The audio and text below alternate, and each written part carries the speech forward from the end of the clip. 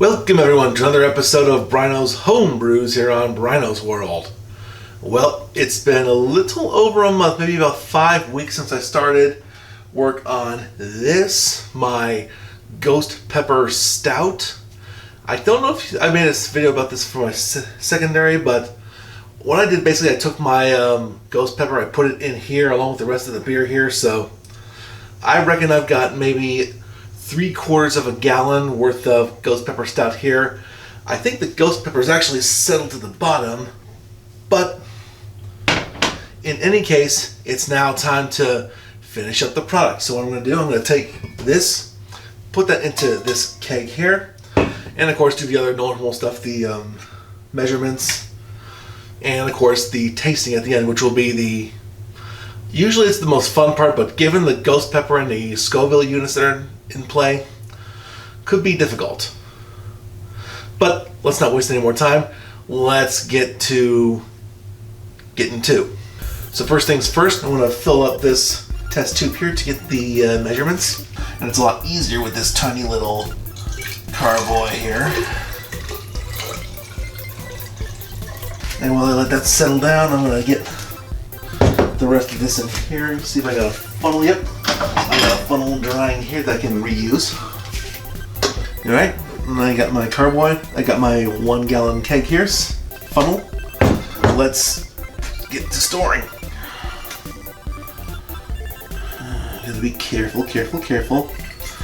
Want to get as little yeast sediment in here as possible. Of course, this stuff left a lot of yeasty slurry behind in the primary. That's sort of what cut down on the volume here, but I'm not seeing a whole lot of slurry in the bottom of the carboy here, so we might be in good shape. Tell you what, it smells like a stout.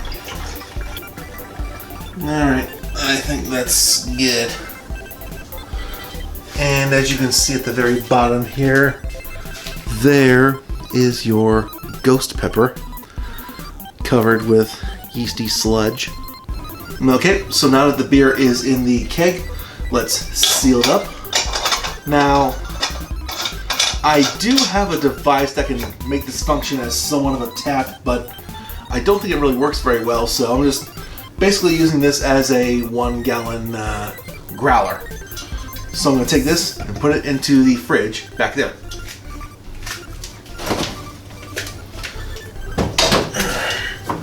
If I can find space. There we go. So I'm going to let that stay for at least a couple hours. But until then, let's get some measurements and get to some initial tasting. Okay, time to get a gravity reading. The final gravity reading. I'm going to call it 12, or properly 1.012. Let's write that down. 1.012. We got our gravity reading. Let's get a temperature reading.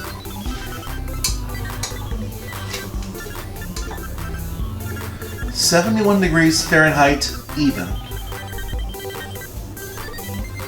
And doing a little gravity correction, that's the corrected gravity is 13, which if I do my further math, gets the final alcohol level, because the original gravity was 107, that's 1.107, and the final gravity is 1.013, means this Ghost Pepper Stout is at a whopping 12.3%, which is, it'll put you on your butt if you drink it too quickly. Although I have a feeling you will not want to drink this stuff very quickly, otherwise you risk burning your throat, among other things. That is, if the alcohol absorbed the capsaicin like I think and hope it will. But there's only one way to find out, and that's a taste test. So here we go. Now again, this is flat, and it's going to be flat all gallon long, so you won't get any effervescence, you'll just get a little flavor, but I think it might be good. Let's smell it first. Oh, it's got that malty smell that you get with a dark beer. I'm getting a small bit of roastiness, not a lot, but I didn't put too much roasted barley in, so that's sort of to be expected. Plus it's aged. It's been about 5 weeks since I started making this, so it's aged sort of nicely. But anyway, Here comes the taste. Will it taste like a stout? Will it taste like a Raging Inferno? Both? Neither? Let's find out. Homebrewed ghost pepper stout. Cheers.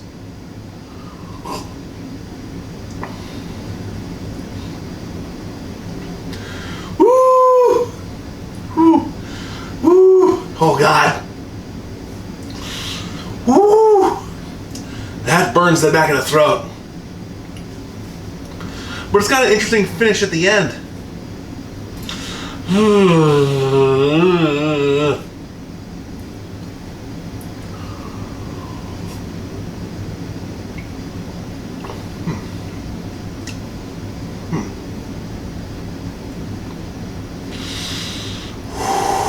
Oh God, I'm sweating already. I think maybe one ghost pepper might be too much for 1 gallon. I think one might be better for 5 gallons. Whew. Well, the heat, it's not like eating food where it sticks with you a while. I mean, maybe the concentration of capsaicin here is keeping it with me. But it burns at the back of the throat more than anything else. It's not a whole mouth burn.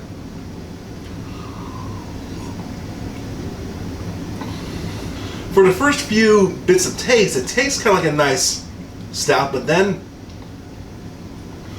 your throat feels like a Raging Inferno. Because like I said, you're probably not going to want to drink this stuff very fast. This is definitely not a chuggy beer. You will regret it if you chug it. I guarantee it. Although the more I drink it, the more I'm noticing some of the malty characteristics. Then, oh, the burn comes back. Like once your mouth gets kind of used to the burn, then you can start appreciating the other stuff in it. If I had to make this batch again, I'd probably only use maybe half the ghost pepper, or maybe use a lighter pepper. Ooh. Whew. I'm going to finish the rest of this off camera while the rest of that beer chills up. I'm just looking at the clock to see how much long I got. I think maybe leave that in there maybe for a couple more hours and then come back and have another taste for you. See if the profile's any different, cold versus hot, or room temperature. So we'll see you then. Okay, it's been about a couple hours since I put this keg in the fridge. It feels kind of cold, so I'm going to pour myself a smaller glass this time. I think smaller glasses are going to be the way to enjoy this. It's definitely a sipping beer, and I have to say, during the last couple hours, I've been sweating for the last maybe 30-45 minutes after drinking this, so this stuff, it's powerful. But let's try it cold and see if we can't make it any more evil. So, will the flavor profile of this beer change a bit after it's been chilled? Let's find out.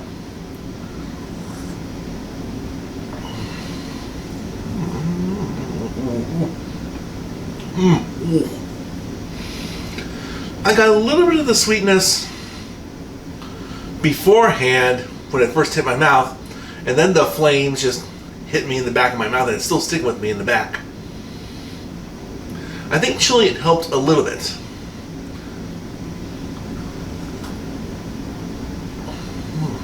I think once the flames kind of hit your mouth, once the heat kind of hits, then, well, it's kind of hard to detect anything else here. I'm not so sure this is a great beer, but then again, that's why I only made 1 gallon instead of a full 5-gallon batch. I think if I had to do this again, I would use a quarter of a ghost pepper in the primary, or maybe even none at all, and just put 1/2 or a quarter of it into the secondary, and that would be it. There's room for improvement on this, but or maybe I need to add another flavor to the stout so that it can stand out against the pure heat and pure power of the ghost pepper. Oh man, oh no. Something got on my nose a bit. So anyway, on that note, that'll do it for another episode of Bryno's Homebrews on Bryno's World. Thank you very much for watching. If you've got any ideas for beers I can make on the show, or anything else for that matter, leave a comment down below. Otherwise, don't forget to like this video, share with your friends, subscribe if you haven't already, click the bell icon to be first to notified of new Bryno's World videos. Once again, thanks for watching. Have a good one.